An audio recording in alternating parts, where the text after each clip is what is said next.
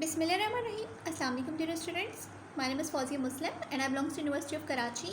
This video is for third year students and the chapter name is Chemical Kinetics. So let's start with the definition of kinetics. Kinetics का word basically chemistry में हम utilize करते हैं movement या motion को indicate करने के लिए, right? तो यहाँ पर एक छोटी सी मैंने definition लिखी हुई है कि अगर किसी chemical reaction को कि कितना fastly वो proceed करे, अगर आप उसको study कर रहे हो तो आप उसको chemical kinetics कह सकते हैं, ठीक है? But what is the proper definition of that specific chemical kinetics? Basically, chemical kinetics is a branch of chemistry in which we study about the rate of the reaction, factors affecting rate and the mechanism of the reaction. ठीक, तो हमेशा याद रखिएगा chemical kinetics में हम तीन main चीज़ों को लाजमी स्टडी करते हैं. That what is rate, what are the different factors that affect on that specific rate, and what is the mechanism of that specific chemical reaction. ठीक है, तो पहली चीज़ को हम स्टडी करते हैं that what is rate. Rate क्या चीज़ होती है? किसी भी चीज़ को हमेशा याद रखिएगा कि किसी भी चीज़ के चेंज को अगर आप with respect to time study कर रहे हैं तो then it will be referred as rate. No matter it is concentration, no matter it is conductance और no matter it is absorbance. अगर आप change in concentration with respect to time study कर रहे हैं then it will be rate. If you are studying change in absorbance with respect to time then it will be also rate, and if you are studying change in conductance with respect to time then it will be also rate. So change in anything with respect to time will be referred as rate. Rate of reaction is also referred as reaction speed. Rate of reaction को हम reaction speed भी कह सकते हैं क्योंकि किसी भी चीज़ के चेंज को अगर with respect to time study कर रहे हैं तो बेसिकली वो स्पीड के सेंस में, वेलोसिटी के सेंस में आ जाता है.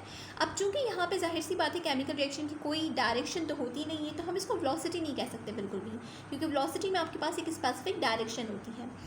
तो इसलिए इसको हम या तो रिएक्शन स्पीड कहेंगे या रेट ऑफ रिएक्शन कहेंगे, right. So proper word is rate of reaction, जिसको यहाँ पर मैंने इन टर्म्स ऑफ कंसंट्रेशन लिखा हुआ है, measured by the change in concentration with respect to time. ठीक है, तो ये जो रेट है या जो रिएक्शन स्पीड है दोनों एक ही चीज़ है और इसको आप विद रिस्पेक्ट टू कंडक्टेंस भी देख सकते हो, विद रिस्पेक्ट टू एब्जॉर्बेंस भी देख सकते हो. ये चीज़ जब आप लोग प्रैक्टिकल परफॉर्म करोगे तो बहुत अच्छी तरीके से आप लोगों को क्लियर हो जाएगी, राइट. सेकंड चीज़ मैंने आपको काइनेटिक्स में बताई थी. एक पहली बात तो ये थी कि रेट ऑफ रिएक्शन को स्टडी करेंगे. सेकंड चीज़ मैंने आपको बताई थी कि फैक्टर्स अफेक्टिंग रेट को स्टडी करेंगे. So here we have different factors that can affect on the rate. The first one is reactant concentration. Always remember that by increasing the concentration, rate of the reaction will also be going to increase. क्यों? क्योंकि जब आप concentration को increase करते हो तो possibility of the colliding molecule will also increase. मतलब जो molecules की collision की क्या कहना चाहिए कि tendency है या possibility है वो भी increase हो जाएगी. जब कोलिजन इंक्रीज होगा बिटवीन द रिएक्टिंग मॉलिक्यूल्स तो अफेक्टिव कोलिजन भी इंक्रीज हो जाएगा बिटवीन मॉलिक्यूल्स. जब आप कोलिजन थ्योरी पढ़ोगे तो आप इस बात को स्टडी करोगे कि जो रिएक्शन होता है वो बेसिकली मॉलिक्यूल्स के दरमियान कोलिजन के बाद होता है. जब तक कि मॉलिक्यूल्स कोलाइड नहीं करेंगे तब तक प्रोडक्ट फॉर्मेशन नहीं होगी. But not all the collisions are effective in nature. इसका मतलब ये कि सारे के सारे कोलिजन ज़रूरी नहीं कि हर मॉलिक्यूल जो है कोलाइड कर और प्रोडक्ट फॉर्मेशन कर, नहीं. अफेक्टिव कोलिजन होना ज़रूरी है और अफेक्टिव कोलिजन कब होता है वो मैं आपको पूरी कोलिजन थ्योरी में डिस्क्राइब कर दूँगी. सो बेसिकली अभी सिर्फ यहाँ पे एक चीज़ माइंड में रखिए, वो ये कि by increasing the concentration the possibility of the collision in between the molecules will also increase, as a result of which the rate of reaction will be going to increase, right. The second one is temperature. If you will increase the temperature, then the kinetic energy of the reacting molecules will increase and ultimately the reaction will be fast. क्या बात कही मैंने कि जब आप temperature raise करते हो तो बेसिकली जो आपके पास रिएक्टिंग मॉलिक्यूल्स हैं उनके अंदर जो काइनेटिक एनर्जी है वो भी इंक्रीज हो जाती है और जिसकी वजह से आपके पास जो रिएक्शन है वो फास्ट हो जाता है. The third one is action of catalyst. Catalyst आपके पास दो तरह के हो सकते हैं. नेगेटिव कैटलिस्ट भी होता है, पॉजिटिव कैटलिस्ट भी होता है. Now it's depending upon the nature of the reaction. If the reaction is proceeding very fastly तो आप उसको स्टडी नहीं कर पाओगे. अगर कोई जो रिएक्शन है वो सेकंड्स में, मिली सेकंड्स में हो रहा है तो आप उसकी काइनेटिक्स को, उसके मैकेनिज्म को स्टडी नहीं कर पाएंगे. Just like the reaction that is going to proceed in between sodium hydroxide and hydrochloric acid. जैसे ही आप सोडियम हाइड्रोक्साइड और hydrochloric acid, strong acid, strong base को रिएक्ट करवाते हो, its forms salt and water. Sodium chloride और water formation कर देता है। ये रिएक्शन आपके पास मिली सेकेंड्स में हो जाता है। इसका मतलब है कि इस रिएक्शन की काइनेटिक्स को स्टडी करना बहुत डिफिकल्ट है। एक और जो रिएक्शन बहुत फास्टली होता है वो है, आप लोगों ने 9th क्लास में पढ़ा होगा, मैंने आज एग्जाम्पल भी दी थी अपनी लैब में स्टूडेंट्स को। लैंडोल्ट एक्सपेरिमेंट पढ़ा होगा, एच शेप ट्यूब का कुछ, जिसमें आपको अच्छे तरीके से याद होगा कि silver chloride precipitate white colour के फॉर्म होते थे। तो silver chloride precipitate basically form होते थे सिल्वर हाइड्रोक्साइड और सिल्वर नाइट्रेट और हाइड्रोक्लोरिक एसिड की वजह से। जब ये दोनों केमिकल्स आपस में रिएक्ट करते थे तो सिल्वर क्लोराइड की प्रेसिपिटेट फॉर्मेशन होती थी। अब ये जो प्रेसिपिटेट फॉर्मेशन होती थी ये भी बहुत फास्टली होती थी, विद इन सेकेंड्स हो जाता था ये रिएक्शन। तो इस रिएक्शन की काइनेटिक्स को अगर आप स्टडी करेंगे तो it will be very difficult for you. You can't study the reaction mechanism of that specific और you can see the very fast reaction, so you must have to slow down the speed of the reaction. तो यहाँ पे आप कोई inhibitor use करोगे या फिर negative catalyst use करोगे। तो बात बताने का मकसद ये था कि आपके पास दो तरह के कैटलिस्ट होते हैं, एक नेगेटिव कैटलिस्ट होता है, एक पॉजिटिव कैटलिस्ट होता है। नेगेटिव कैटलिस्ट को हम इनहिबिटर भी कहते हैं और उसका काम ये होता है कि किसी रिएक्शन को स्लो डाउन कर दे ताकि हम उसके रिएक्शन के मैकेनिज्म को ईजिली स्टडी कर सकें, राइट।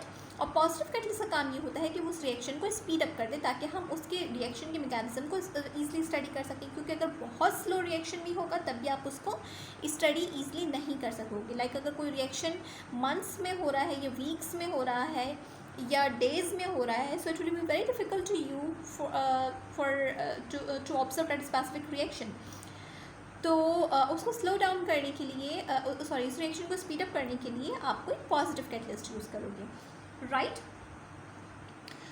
अच्छा, मैं कोशिश करती हूँ अपने लेक्चर में कि मैं प्रीवियस एग्जांपल्स दूँ, जैसे मैंने अभी आप लोगों को 9th क्लास की एग्जांपल दी, क्योंकि ये चीज़ें ऑलरेडी आप लोगों ने पढ़ी भी होती हैं बट माइंड से स्किप हो जाती हैं। सो इट्स बेटर कि मैं आप लोगों को प्रीवियस एग्जांपल से समझाऊँ ताकि आपको वो जो केमिस्ट्री है वो भी रिवाइंड हो जाए। The fourth one is surface area. Surface area क्या होता है कि जितना ज़्यादा आप सरफेस प्रोवाइड करोगे रिएक्शन के लिए उतने ही ज़्यादा स्पीडली रिएक्शन होगा। इस एग्ज़ाम्पल मैं अगर आपको दूं तो ये भी आप लोग 9th क्लास में परफॉर्म कर चुके हैं। जब मैग्नीज ऑक्साइड के ऊपर आप हाइड्रोक्लोरिक एसिड डालते थे 9th क्लास लैब में ऑक्सीजन फॉर्मेशन के लिए, तो वो ब्लैक कलर का मैग्नीज ऑक्साइड होता था और हाइड्रोक्लोरिक एसिड जब आप उसको डालते थे तो बबल्स फॉर्मेशन होती थी और ऑक्सीजन गैस प्रोड्यूस होती थी। उसमें ये बात आपको बताई जाती थी, वहाँ पे टीचर्स आपको बताते थे कि अगर मैग्नीज ऑक्साइड के आप स्टोन्स ले लेंगे, मतलब जो है पैरेट्स ले लेंगे, तो उस वक्त भी ऑक्सीजन गैस प्रोड्यूस होगी बट इतनी ज़्यादा नहीं होगी। क्यों? क्योंकि वो मॉलिक्यूल्स जो कि सिर्फ सरफेस पे मैग्नीज ऑक्साइड के ऊपर मैग्नीज ऑक्साइड के वो अभी रिएक्शन में पार्टिसिपेट कर रहे हैं, वो मॉलिक्यूल्स जो कि इनसाइड एट स्पेसिफिक सरफेस हैं, पैलेट्स के अंदर मौजूद हैं, स्टोन के अंदर मौजूद हैं, they are basically unable to participate inside the reaction. तो इसका मतलब ये है कि अभी सरफेस एरिया कम है, ठीक। बट इसी मैग्नीज ऑक्साइड के स्टोन को, ये पैलेट को आप फाइनली डिवाइड कर दो पाउडर फॉर्म में, now all the particles will be able to participate inside the reaction, क्योंकि हर मॉलिक्यूल का इंट्रैक्शन हो रहा है हाइड्रोक्लोरिक एसिड से।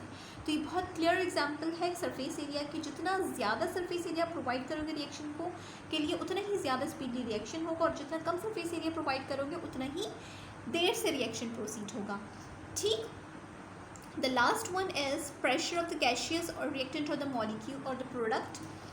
जो प्रेशर का केस है ये बेसिकली वर्क करता है सिर्फ गैसियस सिस्टम के ऊपर, सॉलिड के ऊपर वर्क नहीं करता, लिक्विड के ऊपर वर्क नहीं करता। क्यों नहीं करता? क्योंकि सॉलिड और लिक्विड के मॉलिक्यूल्स ऑलरेडी बहुत करीब होते हैं, ठीक है, बट गैस के मॉलिक्यूल दूर दूर होते हैं। अगर आप गैस के मॉलिक्यूल के ऊपर प्रेशर अप्लाई ना करो, उसको बहुत ही बड़े कंटेनर में ले लो और बड़े कंटेनर में फॉर एग्जांपल आप 3-4 मॉलिक्यूल्स ले लो, तो उन 3-4 रिएक्टिंग मॉलिक्यूल्स को आपस में रिएक्शन करने के लिए बहुत टाइम लगेगा। क्यों? क्योंकि वो गैस के मॉलिक्यूल्स ना बहुत दूर दूर हैं। बट अगर आप उस कंटेनर को शॉर्ट कर दो, यानी कि आप प्रेशर अप्लाई करना शुरू कर दो दोनों तरफ से, तो अब क्या होगा कि जो रिएक्टिंग मॉलिक्यूल्स हैं वो करीब करीब आ जाएंगे और प्रेशर की वजह से वो आपस में ईजिली रिएक्शन कर सकते हैं।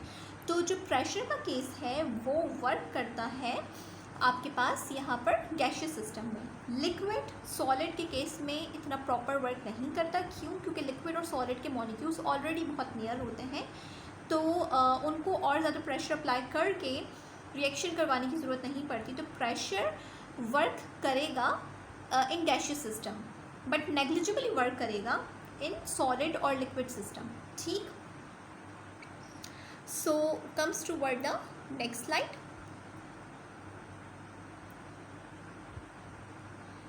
अच्छा, इस स्लाइड में हमने शॉर्ट सी डेफिनेशंस आप लोगों को मेंशन कर दी हैं कि कौन सी चीज़ क्या है, रिएक्शन रेट क्या है। रिएक्शन रेट मैं ऑलरेडी आप लोगों को बता चुकी हूँ कि if you are going to study the change of anything with respect to time then it will be referred as rate. ठीक है, the second one is rate law. Rate law से आपको ये पता चलता है कि कौन सा रिएक्टिंग मॉलिक्यूल कितना ज़्यादा रिएक्शन के अंदर पार्टिसिपेट कर रहा है। अभी नेक्स्ट स्लाइड्स जो आएंगी उसमें आपको पूरा रेट लॉ लिखना भी सिखाऊंगी, तो आपको पता चलेगा कि रेट लॉ बेसिकली क्या होता है। उसमें जितने भी रिएक्टिंग मॉलिक्यूल्स होते हैं उनको हम वहाँ पे मेंशन करते हैं रेट लॉ में। तो रेट लॉ से हमें ये मालूम चलता है कि कौन सा रिएक्टिंग मॉलिक्यूल कितने टाइम पार्टिसिपेट कर रहे हैं रिएक्शन में, तो उसको आप कहते हो रेट लॉ। ठीक, इंटीग्रेटेड रेट लॉ क्या होता है? इंटीग्रेटेड रेट लॉ बेसिकली जब आप किसी ऑर्डर का फॉर्मूला डिज़ाइन कर रहे होते हो, तो उस फॉर्मूले को डिज़ाइन करने के लिए, उसकी पूरी डेरिवेशन करने के लिए आप वहाँ पे डेरिवेटिव भी लेते हो, आप वहाँ पे इंटीग्रेट भी करते हो। तो इंटीग्रेटेड रेट लॉ बेसिकली एक इक्वेशन होती है आपके पास, जिसके थ्रू आप डिटरमाइन कर सकते हो कि किस चीज़ की कितनी क्वांटिटी यूटिलाइज हुई है, किस चीज़ की कितनी क्वांटिटी यूटिलाइज होगी आगे चलकर, और कितना टाइम रिएक्शन लेगा। ठीक है, तो हर इक्वेशन की अपनी फैसिलिटीज़ होती हैं, अपनी पॉसिबिलिटीज़ होती हैं कि उसमें क्या क्या चीज़ें मौजूद है और क्या क्या चीज़ें आप डिटरमाइन कर सकते हो। तो ये भी चीज़ आपके पास सारी इंटीग्रेटेड रेट लॉज जो है वो मैं आपको आगे बताऊँगी कि क्या क्या होता है। हाफ लाइफ क्या चीज़ होती है कि the time required to complete the reaction by its half. अगर कोई रिएक्शन हाफ कंप्लीट हो गया है तो उस हाफ रिएक्शन को कंप्लीट करने के लिए कितना टाइम लगा है, that will be referred as the half life of that specific reaction. और हाफ लाइफ को हम फाइंड आउट क्यों करते हैं? ताकि हमें पता लगे कि वो रिएक्शन टोटली कितना हो रहा है, कितना टाइम ले रहा है। ठीक है, तो हम हाफ लाइफ के थ्रू और भी बहुत सारी चीज़ें डिस्क्राइब करते हैं, डिटरमाइन करते हैं। जो लैब परफॉर्म कर चुके होंगे उनको ये बात मालूम होगी कि हाफ लाइफ मेथड के थ्रू हम ऑर्डर ऑफ रिएक्शन भी फाइंड आउट कर सकते हैं। तो हाफ लाइफ के और भी बहुत सारे एडवांटेजेस डिसएडवांटेजेस होते हैं जो कि मैं आगे स्लाइड्स में डिस्कस करूँगी। ठीक है, Arrhenius equation. Arrhenius equation basically आपको बताता है कि Arrhenius equation basically provides a relation between rate constant and temperature। ये आगे स्लाइड्स में आपको इक्वेशन भी मिल जाएगी और मैं पूरा डिस्क्राइब कर दूंगी कि किस तरह से इनका रिलेशन बन रहा होता है आपस में। जो लोग लैब परफॉर्म कर चुके हैं ऑलरेडी उनको इस बात का अंदाज़ा होगा कि what is Arrhenius equation and how it provides a relation in between rate constant and temperature. Then the last one is mechanism. Mechanism basically एक प्रोसीजर होता है कि किस तरह से रिएक्टिंग मॉलिक्यूल्स रिएक्शन में पार्टिसिपेट कर रहे हैं, how it is going to form product and what is the procedure of whole reaction. So basically ये सारी चीज़ों को हम स्टडी करते हैं मैकेनिज्म में। यहाँ पर मैंने आप लोगों को रेट ऑफ रिएक्शन बताने के लिए एक एग्जांपल दी है। रेट ऑफ रिएक्शन को मैं ऑलरेडी आपको डिस्क्राइब कर चुकी हूँ इन डिटेल कि the change in anything with respect to time is referred as rate. यहाँ पर मैंने विद रिस्पेक्ट टू कॉन्सेंट्रेशन बताया हुआ है आप लोगों को।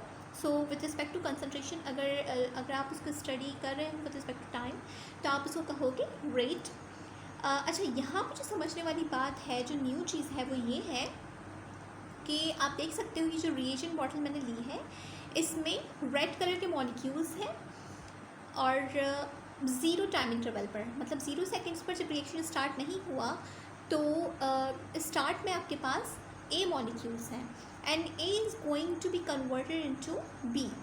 एज मॉलिक्यूल्स जो है वो बी में कन्वर्ट हो रहे हैं। तो आप देख सकते हैं यहाँ पे ए के मॉलिक्यूल्स कम हो गए, बी ज़्यादा होता जा रहा है। और थर्ड में अगर आप देखें तो फिर और ज़्यादा ए कम हो गया है और बी और ज़्यादा बढ़ गया है। तो वो रिएक्शंस जिसमें कोई एक स्पेसिफिक चीज़ सिर्फ एक ही रिएक्टिंग मॉलिक्यूल हो, रिएक्टिंग मॉलिक्यूल कह रही हूँ सॉरी, रिएक्टिंग स्पीशीज हो और वो कन्वर्ट हो रही हो आपके पास किसी और चीज़ में, तो उसको आप कहते हो यूनिमॉलिक्यूलर रिएक्शन, ठीक है। यानी कि उसकी जो मॉलिक्यूलैरिटी है वो 1 है, यानी कि एक स्पेसिफिक आपके पास रिएक्टेंट है और वो कन्वर्ट हो रहा है अगर प्रोडक्ट में, तो those type of reaction are referred as unimolecular reaction. ये आगे भी चीज़ आएगी जो आपको मैं बता दूंगी कि what are unimolecular reactions.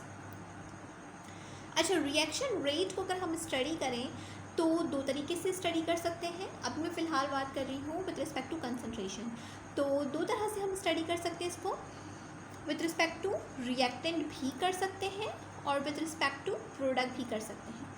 You know very well, during a reaction reactant is going to consume और during a reaction product is going to be form.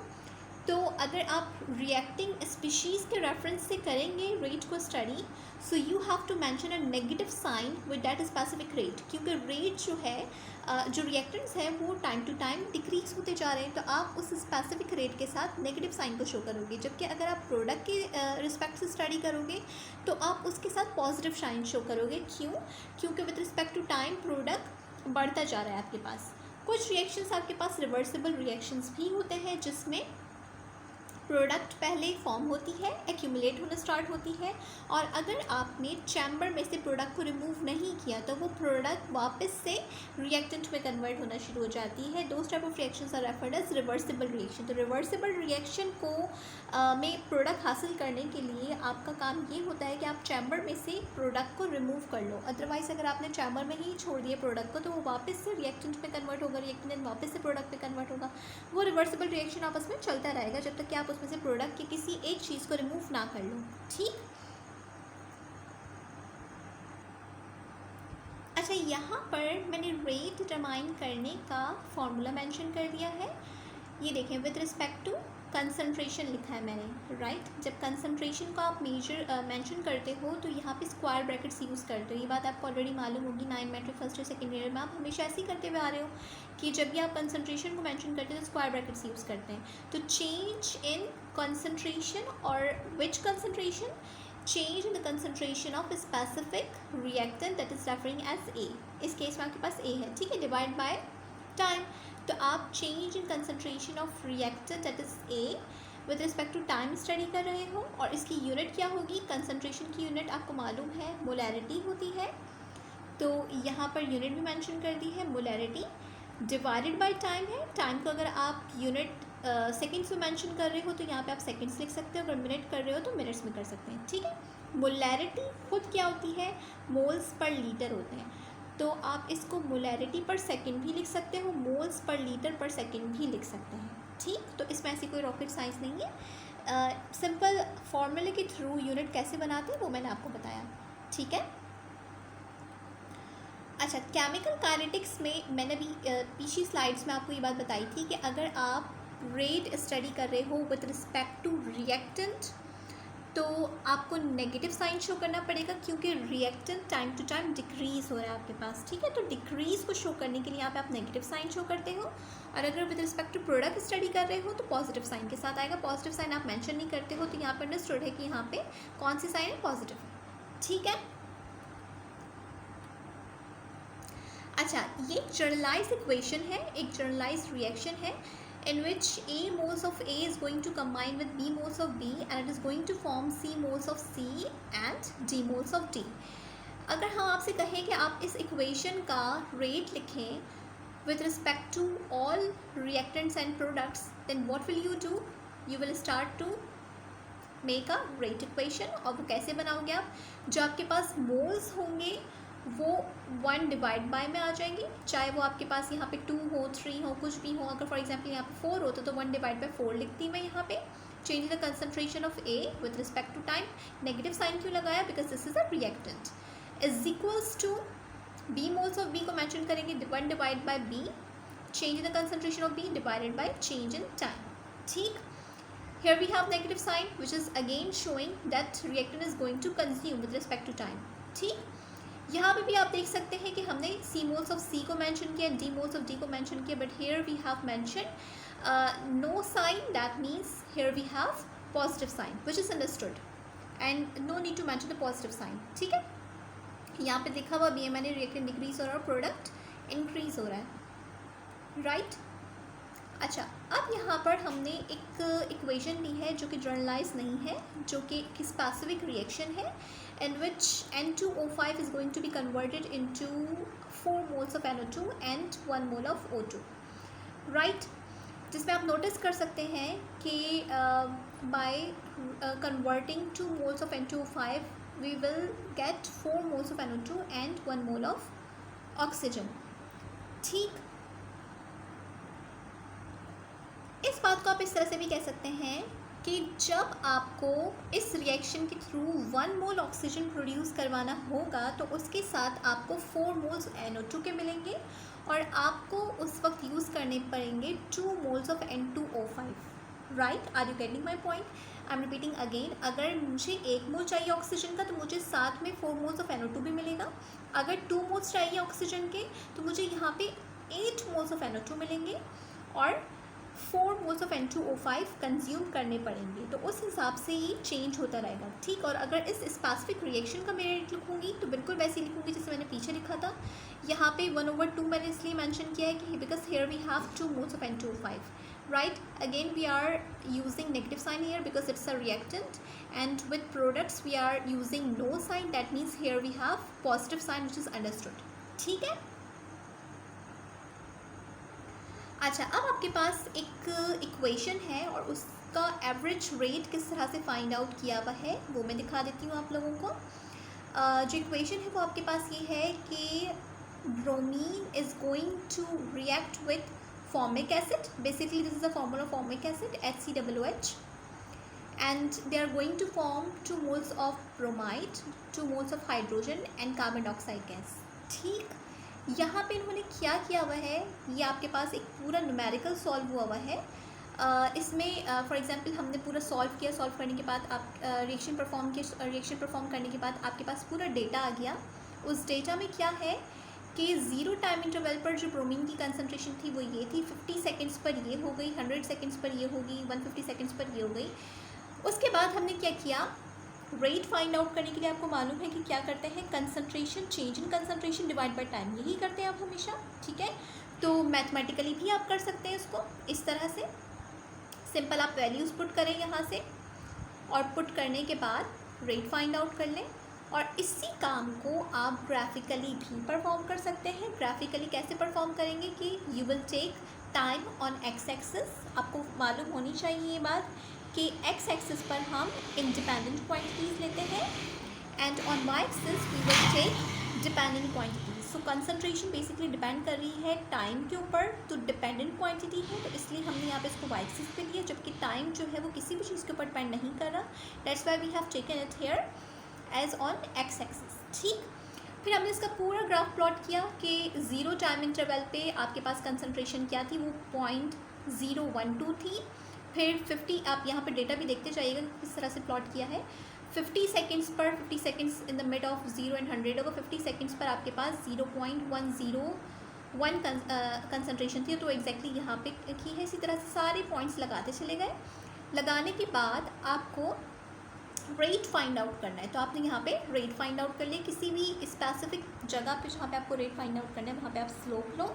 Slope लेने के बाद जो जैसे स्लोप लेते हैं वैसे स्लोप की वैल्यू निकालिए and slope will be equal to rate, ठीक है।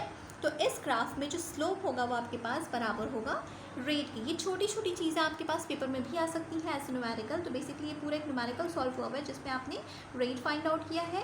रेट को आप न्यूमेरिकल टर्म्स में भी फाइंड आउट कर सकते हो, मैथमेटिकल टर्म्स में भी फाइंड आउट कर सकते हो और ग्राफिकल टर्म्स में भी फाइंड आउट कर सकते हो। तो वो किस तरह से फाइंड आउट किया वो मैंने आपको बता दिया कि यहाँ पे जो स्लोप है वो बेसिकली रेट के बराबर है, जिसमें आपने कैलकुलेशन नहीं की और आपने रेट फाइंड आउट कर लिया with the help of plotting graph, ठीक है। अच्छा, अब जब आपने ग्राफ प्लॉट कर लिया, प्लॉट करने के बाद आपको रेट मिल गया, रेट भी आ गया आपके पास, ठीक है। आपने number of rates find out कर लिए। सिर्फ आपके पास पीछे स्लाइड में क्या था, टाइम गिवन था और ब्रोमीन की कंसंट्रेशन गिवन थी, रेट आपके पास नहीं था। अब आपने क्या किया, रेट भी फाइंड आउट कर लिया बाय प्लॉटिंग ग्राफ, और you can say with the help of calculation. दोनों चीज़ें आपके पास, कैलकुलेशन से भी कर सकते हो, ग्राफ से भी कर सकते हो, और दोनों पीछे मैंने आपको स्लाइड में बता दिया, ठीक। अब फॉर एग्जाम्पल आपके पास रेट्स आ गए। Now you have to find out rate constant. How you can find out rate constant? Rate constant किस तरह से देखते हैं? आपको मालूम है किसी भी चीज़ का जब आप रेट लिखते हो तो वो इस terms of that specific equation लिखते हो कि rate is directly proportion to the concentration of that specific reactant. When you will omit the sign of directly proportion, you have to put a constant here. Constant इस case में K होता है, that is referred as rate constant. Rate constant को find out करना है तो आप इसको यहाँ पे separate out कर लो. Rate divided by concentration of bromine हो गया. अब rate constant जो है, चूँकि आप constant कह रहे हो तो इसकी वैल्यू हर चीज़ के लिए constant ही रहेगी. ठीक है, चाहे आप फर्स्ट स्टेप ले लो, सेकेंड ले लो, थर्ड ले लो, फोर्थ ले लो. क्या कह रही हूँ मैं? आई एम रिपीटिंग अगेन. चाहे आप यहाँ पर रेट 4.20 एक्सपोनेंट -5 और कॉन्सेंट्रेशन ये वाली रखो और डिवाइड करके रेट कांस्टेंट की वैल्यू निकालो, तब भी आपके पास रेट कांस्टेंट यही आएगा सेम. चाहे आप सेकंड सेट लो तब भी आपके पास रेट कांस्टेंट यही आएगा. चाहे आप फोर्थ सेट लो तब भी आपके पास रेट कांस्टेंट यही आएगा. ठीक है, तो यहाँ पर भी रेट कांस्टेंट फाइंड आउट करने के लिए दो मेथड्स हैं, एक मैथमेटिकल कैलकुलेशन के थ्रू और एक ग्राफ के थ्रू. जैसे कि वहाँ पीछे आपके पास रेट फाइंड आउट करने के लिए दो मेथड थे, जैसे कि आप देख सकते हैं यहाँ पे आप रेट फाइंड आउट करने के लिए दो मेथड थे. एक आपने कैलकुलेशन के थ्रू किया, एक आपने ग्राफ के थ्रू किया. यहाँ पे ग्राफ का जो स्लोप था वो रेट के बराबर था, यहाँ पे सिंपल जो कैलकुलेशन आपने की उससे आपने रेट निकाल दिया. ठीक है, तो इसी तरह रेट कांस्टेंट निकालने के लिए भी दो तरीके हैं. या तो आप मैथमेटिकली इस तरह परफॉर्म कर लो या फिर आप ग्राफ प्लॉट कर लो. ग्राफ अब आप प्लॉट करोगे तो किसके किसके दरमियान करोगे? यहाँ पर आपके पास रेट आएगा और यहाँ पे आपके पास एक्स एक्सिस पे कंसंट्रेशन आएंगे. ठीक है, क्यों कंसंट्रेशन रखा अब आपने एक्स एक्सिस पे? क्योंकि कंसंट्रेशन के चेंज होने से रेट चेंज हो रहा है, तो रेट अब यहाँ पे कंसंट्रेशन के ऊपर डिपेंड कर रहा है. ठीक, तो rate will be dependent quantity and in this case concentration will be independent quantity. ठीक है, क्योंकि अभी हम दो चीज़ों को कंपेयर करें. पहले आपने दो चीज़ों को कंपेयर किया था, यहाँ पर टाइम और कंसंट्रेशन को. तो टाइम आपके पास कंसंट्रेशन के मुकाबले में इंडिपेंडेंट था और कंसंट्रेशन टाइम के साथ चेंज हो रही थी, तो कंसंट्रेशन को आपने वाई एक्सिस पे रख लिया. बट यहाँ पर आपने जब कंसंट्रेशन और रेट को आप कंपेयर करोगे तो कंसंट्रेशन विल बी इंडिपेंडेंट. क्यों? क्योंकि रेट चेंज हो रहा है विद रिस्पेक्ट टू कंसंट्रेशन. जैसे जैसे कंसंट्रेशन बढ़ रही है वैसे वैसे रेट भी बढ़ रहा है. जैसे जैसे कंसंट्रेशन कम होगी रिएक्टेंट की वैसे भी आपके पास रेट भी कम होता चला जाएगा. तो बेसिकली यहाँ पर ये केस है, तो इस वजह से कंसंट्रेशन को हमने एक्स एक्सिस पे रखें. ठीक है, बहुत क्लियरली मैं हर पॉइंट को, हर चीज़ को आपको डिस्क्राइब कर रही हूँ. ऐसे छोटे छोटे न्यूमेरिकल्स आपके पास क्वेश्चंस में आएंगे, पेपर्स में दे सकते हैं हम, तो बहुत क्लियरली मैं हर चीज़ वाजे कर रही हूँ. तो इसमें आप आई डोंट थिंक सो कि कोई कन्फ्यूजन होनी चाहिए आप लोगों को. ठीक है, फैक्टर्स मैं ऑलरेडी पीछे मेंशन कर चुकी थी आपको, यहाँ पे दोबारा मेंशन कर देती हूँ. टेम्परेचर, जैसे जैसे आप टेम्परेचर रेज करोगे kinetic energy of the reacting molecules will be going to increase, जिसकी वजह से collision between the molecules increase हो जाएगा.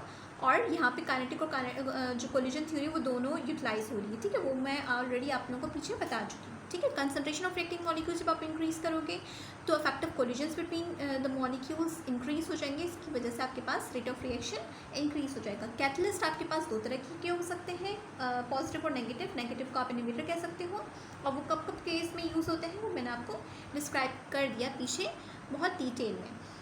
अच्छा, जो फोर्थ वन है वो आपके पास है सरफेस एरिया. सरफेस एरिया जितना आप ज़्यादा बढ़ाएंगे, जितने ज़्यादा रिएक्टिंग मॉलिक्यूल्स इन कांटेक्ट आएंगे एक दूसरे के, उतना ही ज़्यादा रिएक्शन होगा और उतनी ज़्यादा रेट ऑफ रिएक्शन होगा. ठीक है, प्रेशर का केस जो है वो गैशियस सिस्टम के लिए वर्क करता है. क्यों? क्योंकि गैशियस के मॉलिक्यूल्स जो है वो दूर दूर होते हैं, जबकि लिक्विड और सॉलिड के केस में ये इतना इफेक्टिव नहीं है, क्योंकि liquid and solid molecules are already very near to each other.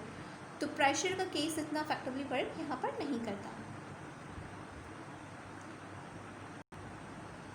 अच्छा, यहाँ पर अब एक इक्वेशन दी हुई है मैंने, उस इक्वेशन को हमने पूरा परफॉर्म कर लिया. परफॉर्म करने के बाद हमारे पास पूरा डेटा आ गया. ठीक है, डेटा आ जाने के बाद हमने इस डेटा को ऑब्जर्व किया तो हमें पता चला कि स्टार्ट में रेट ज़्यादा था, दैट वाज 1.9 एक्सपोनेंट -4. फिर आहिस्ता आहिस्ता रेट कम होता जा रहा है. 1.7 हो गया, फिर 1.6 हो गया, फिर 1.4 हो गया, फिर 1.2, इस तरह करके फिर पॉइंट्स में आ गया. 1 से 0.5 तक हो गया रेट. तो ऐसा क्यों हुआ? ऐसा इस वजह से हुआ कि स्टार्ट में, in the start of the reaction, आपके पास जो रिएक्टेंट्स होते हैं वो ज़्यादा क्वांटिटी में होते हैं, ठीक है। तो उस वक्त आपके पास अफेक्टिव कोलिजन्स के चांसेस भी ज़्यादा हैं, तो आपके पास रेट भी ज़्यादा होगा। बट जैसे जैसे रिएक्शन प्रोसीड होता जा रहा है, आपके पास रिएक्टेंट की क्वांटिटी कम होती जा रही है, प्रोडक्ट की क्वांटिटी बढ़ती चली जा रही है। तो रिएक्टिंग मॉलिक्यूल्स भी कम है, रिएक्टिंग मॉलिक्यूल्स कम है, तो ऑब्वियसली सी बात है कि कोलिजन के चांसेस भी रिएक्टिंग मॉलिक्यूल्स के दरमियान कम हो गए हैं, और जो प्रोडक्ट है वो भी रिएक्टिंग मॉलिक्यूल्स के बीच में आ रहा है, उनको कोलिजन परफॉर्म करने नहीं दे रहा। तो ये सारे के सारे फैक्टर्स इन्वॉल्व हो रहे हैं ड्यूरिंग अ रिएक्शन, जिसकी वजह से रेट आपके पास डिक्रीज़ होता जा रहा है। तो हमेशा हर रिएक्शन में यही होता है कि in the start of the reaction the rate will be very high, but as the reaction is going to proceed, the rate will be going to decrease, because in the last of the reaction we will have very little number of molecules, or you can say the very little number of reacting molecules, ठीक है। अच्छा, ये बात understood है, वो मैं जाहिर सी बात है अब दोबारा बता देती हूँ ये बात आपको, कि ये जो मैंने आपको डेटा दिया हुआ ना, ये ऑब्वियसली याद करने की आप लोगों को ज़रूरत नहीं है, ठीक है। ये बात तो अंडरस्टूड है कि याद नहीं करना है आपको, ये डेटा आपको प्रोवाइड किया जाएगा, उसमें से हम आपको कहेंगे कि या तो रेट निकालें, रेट कांस्टेंट निकालें, किस तरह से उसको रिज़ल्ट है आपको दिया हुआ है तो आप उसको इंटरप्रीट करें, ये सारी चीज़ें आपको दी जाएंगी। तो आप लोग थर्ड ईयर के स्टूडेंट्स, आपको ऑलरेडी मालूम होगा, लेकिन फिर भी मैंने आपको बात बता दी कि कहीं ऐसा नहीं कीजिएगा आप लोग के इसके साथ ये है, टाइम के साथ तो पूरा याद करें कि इस टाइम पे ये कंसंट्रेशन आई, इस टाइम पे ये, ऐसा आप लोगों को बिल्कुल भी नहीं करना, ठीक है। ये चीज़ तो बिल्कुल भी हम एक्सपेक्ट नहीं करेंगे थर्ड ईयर के स्टूडेंट्स से, लेकिन फिर भी मैंने आपको ये बात बता दी।